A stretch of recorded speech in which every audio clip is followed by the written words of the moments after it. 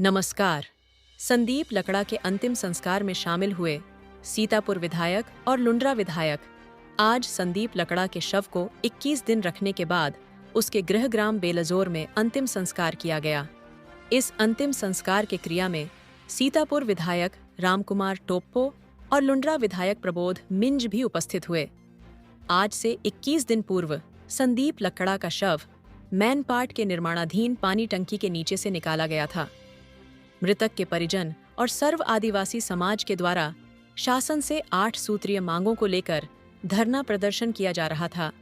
कल परिवार और सर्व आदिवासी समाज के पदाधिकारियों के साथ शासन के प्रतिनिधिमंडल के साथ बैठक हुई और आज मृतक संदीप लकड़ा के पार्थिव शरीर का हिंदू रीति रिवाज से अंतिम संस्कार किया गया, जिसमें सीतापुर विधायक और लुंड्रा विधायक प्रबोध मिंज उपस्थित हुए। समाज के पदाधिकारियों ने हत्या के मुख्य आरोपी की गिरफ्तारी तक मृतक संदीप लकड़ा के परिवार के लिए सुरक्षा व्यवस्था की मांग रखी है, जिस पर तत्काल सीतापुर विधायक रामकुमार टोप्पो ने सहमति प्रदान करते हुए सुरक्षा व्यवस्था प्रदान करने की बात कही। समाज के लोगों को संबोधित करते हुए सीतापुर विधायक ने कहा कि हमारे लिए काफी दुख की घड़ी है। हम सब दुखी परिवार के साथ हैं। हमारा पूरा प्रयास है कि आरोपी जल्दी गिरफ्तार हो। समाज ने जिस तरह संगठित होकर दुखी परिवार का साथ दिया है, उसी तरह आगे भी हमें इनकी मदद करनी है। आदिवासियों पर अत्याचार और इस तरह से ना हो, ऐसे करके शहीद का दर्जा उसको, ताकि पुनरावृत्ति ना हो, इसीलिए इतना दिन आंदोलन भी चला। और भी तो हम ये चाहते हैं आपसे कि एक इसको शहीद का अगर दर्जा मिल जाए, आदिवासियों का हक और अधिकार को पाने के लिए संदीप लकड़ा का शहीद हुए, ये हम बलिदान दिए। इस प्रकार से अगर आपका पहल रहे, अगर इसका बलिदान दिवस से या तो बलिदान के हिसाब से हो जाए तो अत्युत्तम रहे।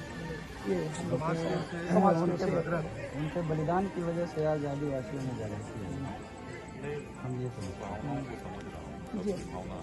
जी हम सभी शांत नहीं बैठे। जानकारी नहीं कह रहा हूँ, समाज भले टेंट पंडाल उठा लिया, धरना समाप्त हो गया, समाप्त हो गया, लेकिन मगर जानकारी और टोचन नहीं करना है। ये सारी चीजें हम लोग की सक्रियता जो है ना कम नहीं होनी चाहिए। मैं समाज से भी यही आग्रह करूँगा। मैं पर्सनली भी इस चीज में, देखिए कई चीजें बाहर आती हैं, कई चीजें नहीं आती हैं, है ना। कई चीजें जो दिखता है होता नहीं है, जो होता है दिखता नहीं है। मगर अपने अपने स्तर पे इस न्याय के लिए हम सब लड़ रहे हैं।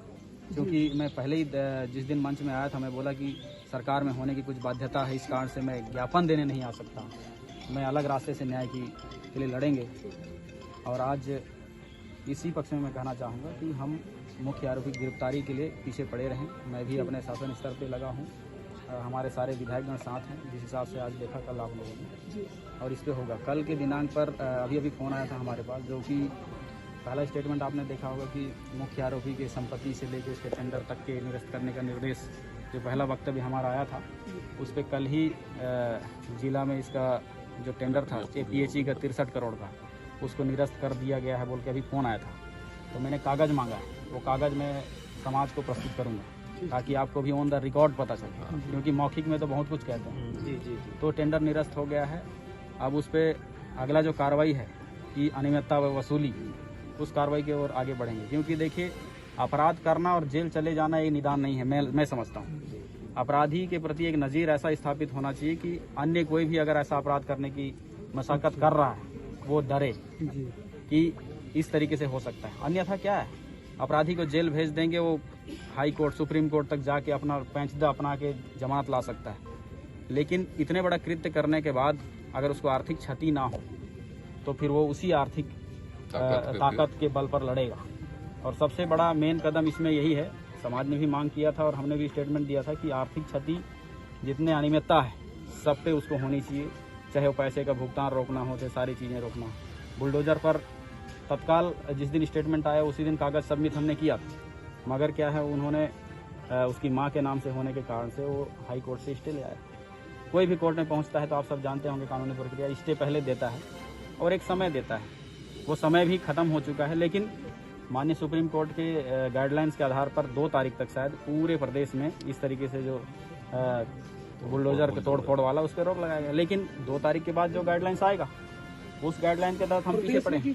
पूरे भारत में माननीय सुप्रीम कोर्ट का है, ये प्रदेश का नहीं है। सुप्रीम कोर्ट तो इस पे क्या है, हम पीछे पड़े हुए हैं। और माननीय विष्णुदेव साय जी से भी हम मुख्यमंत्री जी से मुलाकात हुई थी, उन्होंने ही निर्देश किया कि आप सभी जाइए, इस मामले को निपटाइए। और आज भी उन्होंने संदेश भी भेजा है माननीय सांसद जी ने भी कि मैं नहीं आ पा रहा हूँ पितरपक्ष कोई उनके यहाँ होने के कारण से। और माननीय मुख्यमंत्री जी की तरफ से भी श्रद्धांजलि अर्पित हमने किया है। और आप सबको भी यही आश्वस्त करते हैं कि न्याय जरूर मिलेगा, क्योंकि ये हाई प्रोफाइल मामला है। भले ही चूक हुई, और इस चूक में जो शामिल है, मैं खुदे शर्मिंदा मैं महसूस करता हूं कि मुझे भी मिसगाइड किया गया बीच में। लेकिन मैं समझ सकता हूं कि कोई जिम्मेदार अधिकारियों द्वारा अगर कोई चीज़ों को बताई जाए, जैसे आपको बताया गया होगा, तो चंद पल के लिए यही लगेगा कि ये रिपोर्ट सत्य है। लेकिन शक पैदा होने के बाद जिस हिसाब से समाज के तरफ से भी और सभी के तरफ से जब घुसा गया, तो उसके सारी बातें माननीय विधायकगणों को पता है कि इसमें कितना चिंतित रहे हैं। क्योंकि ये केवल और केवल एक हत्या नहीं है। मैं चाहता हूँ एक नज़ीर स्थापित ऐसा हो कि इस सीतापुर विधानसभा क्षेत्र ही नहीं, जहाँ तक मैंने इस तरीके से मामला है, कोई करने के लिए डरे। लेकिन बीच में क्या है, कानूनी बाधाएं आती हैं। उसमें नहीं, जो FIR दर्ज करनी है ना, जो